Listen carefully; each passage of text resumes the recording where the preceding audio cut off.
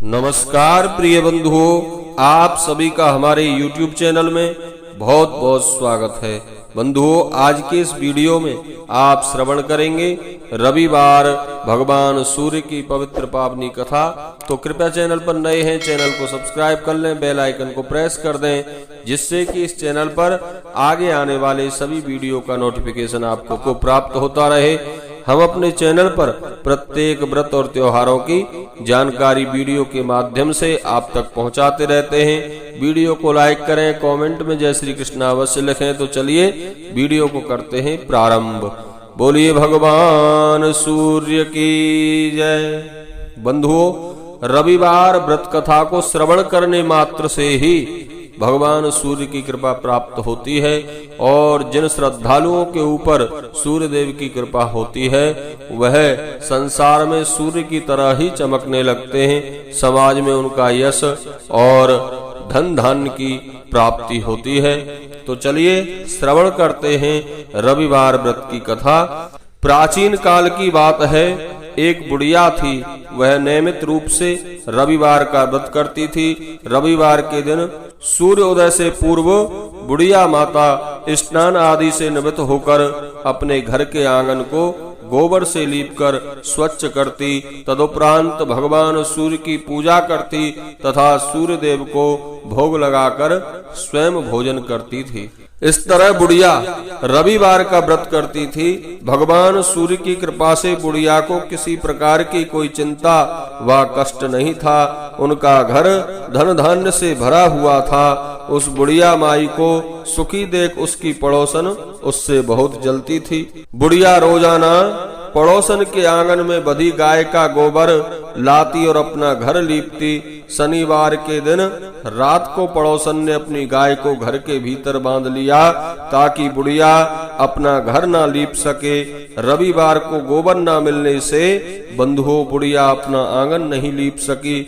आंगन ना लीप पाने के कारण उस बुढ़िया ने सूर्य भगवान को भोग भी नहीं लगाया और उस दिन स्वयं भी भोजन नहीं किया।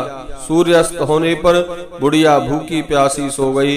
रात्रि में सूर्य भगवान ने उसे स्वप्न में दर्शन दिए और व्रत न करने तथा कथा न सुनने और उनका भोग न लगाने का कारण पूछा।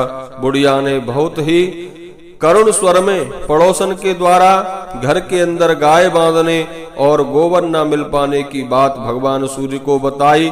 सूर्य भगवान ने अपनी अनन्य भक्त बुढ़िया की परेशानी का कारण जानकर उसके सब दुख दूर करते हुए कहा, हे माता, तुम प्रत्येक रविवार को मेरी पूजा करती हो।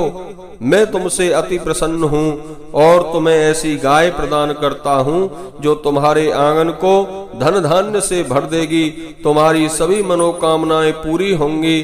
स्वप्न में उस बुढ़िया को ऐसा वरदान देकर भगवान सूर्य अंतर ध्यान हो गए। प्रातः काल सूर्य उदय से पूर्व उस बुढ़िया की आंख खुली तो वह अपने घर के आंगन में सुंदर गाय और बछड़े को बंधा हुआ देखकर हैरान रह गई। गाय को आंगन में बांधकर उसने जल्दी से चारा खिलाया। पड़ोसन ने उस बुढ़िया के आंगन में बधी सुंदर गाय को और बछड़े को देखा तो वह उससे और भी अधिक जलने लगी। तभी गाय ने सोने का गोबर किया। गोबर को देखते ही पड़ोसन की आंखें फट गईं। पड़ोसन ने उस बुढ़िया को आसपास ना पाकर तुरंत उस गोबर को उठाया और अपने घर ले गई तथा अपनी गाय का गोबर वहां रख गई। सोने के गोबर से पड़ोसन कुछ ही दिनों में धनवान हो गई। गाय प्रतिदिन सूर्य उदय से पूर्व सोने का गोबर करती और बुढ़िया के उठने से पहले ही पड़ोसन उस गोबर को उठाकर ले जाती। बहुत दिनों तक बुढ़िया को सोने के गोबर के बारे में कुछ पता ही नहीं चला।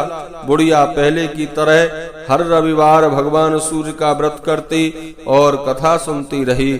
सूर्य भगवान को बंधुओं जब पड़ोसन की चालाकी का पता चला तो उन्होंने एक दिन तेज आंधी चलाई। आंधी का प्रकोप देखकर बुढ़िया ने अपनी गाय को घर के भीतर बांध दिया। अब पड़ोसन सोने का गोबर न ले जा सकी। सुबह उठकर बुढ़िया ने सोने का गोबर देखा तो उसे बहुत आश्चर्य हुआ। उस दिन के बाद बुढ़िया गाय को घर के भीतर बांधने लगी। सोने के गोबर से कुछ ही दिनों में वह बुढ़िया बहुत ही धनी हो गई। बुढ़िया के धनी होने से पड़ोसन और बुरी तरह जल भुनकर राख हो गई। अब की बार उसने अपने पति को नगर के राजा के पास भेजा और बुढ़िया के पास सोने का गोबर देने वाली गाय के बारे में बताया। राजा ने अपने सैनिक भेजकर बुढ़िया की गाय लाने का आदेश दिया। सैनिक बुढ़िया के घर पहुंचे। उस समय बुढ़िया सूर्य भगवान को भोग लगाकर स्वयं भोजन ग्रहण करने लगी थी। राजा के सैनिक जबरदस्ती गाय और बछड़े को महल की ओर ले चले। बुढ़िया ने प्रार्थना की, बहुत रोई चिल्लाई, लेकिन बंधुओं राजा के सैनिक नहीं माने।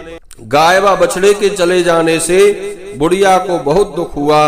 उस दिन उसने कुछ नहीं खाया और भूखी प्यासी सारी रात सूर्य भगवान से गाय व बछड़े को लौटाने के लिए प्रार्थना करती रही। गाय देखकर राजा बहुत खुश हुआ। सुबह जब राजा ने सोने का गोबर देखा तो उसके आश्चर्य का ठिकाना न रहा। उधर सूर्य भगवान को भूखी प्यासी बुढ़िया को इस प्रकार प्रार्थना करते देख उस पर बहुत दया आई। उसी रात सूर्य भगवान ने राजा को स्वप्न में कहा, राजन बुढ़िया की गाय व बछड़ा तुरंत लौटा दो, नहीं तो मैं तुम पर विपत्तियों का पहाड़ तोड़ दूंगा। तुम्हारे राज्य में भूकंप आएगा और तुम्हारा संपूर्ण महल नष्ट हो जाएगा। सूर्य भगवान के स्वप्न से बुरी तरह भयभीत राजा ने प्रातः उठते ही गाय और बछड़ा बुढ़िया को लौटा दिया। राजा ने अपनी तरफ से भी बहुत सा धन देकर बुढ़िया से अपनी गलती के लिए क्षमा मांगी।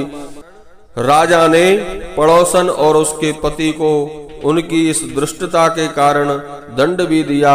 इसके बाद राजा ने राज्य में घोषणा करवाई कि सभी स्त्री पुरुष रविवार का व्रत करें। जनता ने भी ऐसा ही किया। रविवार का व्रत करने से सभी लोगों के घर धन धान्य से भर गए। चारों ओर खुशहाली छा गई। सभी लोगों का शारीरिक कष्ट दूर हो गया। निसंतान स्त्रियों की गोद भर गई और राज्य में सभी स्त्री पुरुष सुख से जीवन यापन करने लगे। बोलिए भगवान सूर्य की जय।